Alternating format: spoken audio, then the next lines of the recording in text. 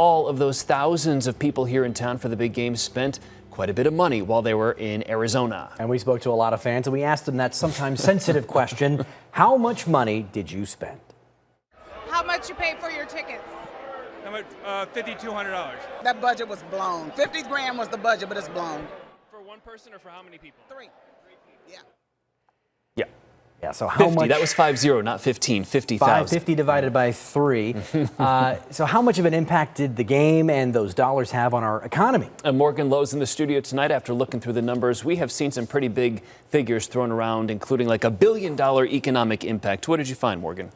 I've seen those same numbers, and there's no mistaking this bowl game did bring a lot of money to town. That's undeniable. But was the big game an economic game changer? The numbers say probably not. So many parties. So many people.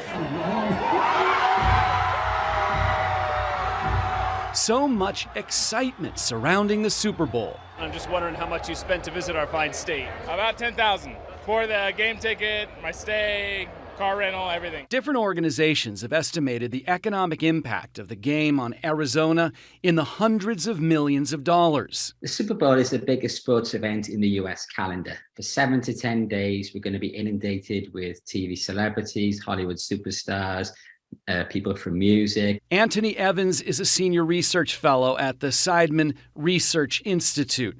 He's collecting the numbers and says they are going to be big. You're talking about car tax, gas tax, the hotel bedroom tax, and obviously the transition privilege tax or sales tax. To get a sense for how this year's numbers might look, we studied state sales tax figures from the last time Arizona hosted a Super Bowl, 2015. The months of January and February of 2015 did see big increases in sales tax revenue over the prior year. But we also saw big increases in those months every year after that, up to 2020 when the pandemic started. You know, the Super Bowl is a big deal on TV and it's a big deal for football fans. For an economy, not so much. Neil DeMoss runs the website Field of Schemes, where he routinely criticizes inflated claims of the impact of pro sports on local economies. It's probably in the low tens of millions of dollars rather than the hundreds of millions of dollars. And there's awfully good data to support that. What am I missing if I'm just looking at that state sales tax revenue? This is a 4 or 5 day event out of a 365-day year. As I said, for 9 months of the year, this is a great place to visit. So it's not going to show up as much as it might do if you were in a cold state whereby you've got to have the roof closed to actually host Super Bowl this weekend. In 2019, before the pandemic, 47 million people visited Arizona and spent at least one night in a hotel. This time of year, the weather, the WM Phoenix Open, spring training,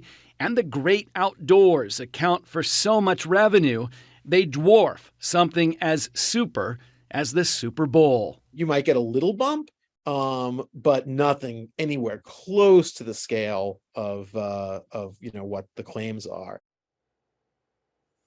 There are some real intangible benefits from hosting the Super Bowl.